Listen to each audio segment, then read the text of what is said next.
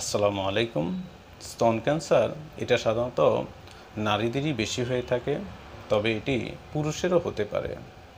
তো নারীর স্তন ক্যান্সারের ব্যাপারে সবাই সচেতন থাকলেও পুরুষের স্তন ক্যান্সারের ব্যাপারে সবাই কিন্তু সচেতন নয়।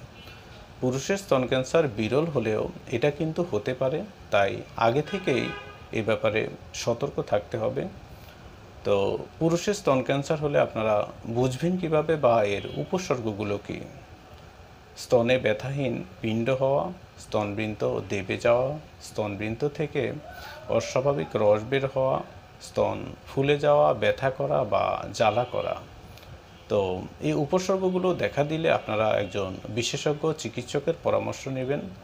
আর হোমিওপ্যাথিতেও পুরুষের স্তন ক্যান্সারের ভালো ট্রিটমেন্ট রয়েছে। আপনারা স্তন ক্যান্সারের হোমিওপ্যাথিক চিকিৎসা নিতে পারেন।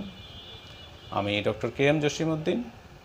এ ধরনের গুরুত্বপূর্ণ ভিডিও পেতে আপনারা আমার চ্যানেলটি সাবস্ক্রাইব করে নেবেন এবং ভিডিওটি সবার মাঝে শেয়ার করবেন।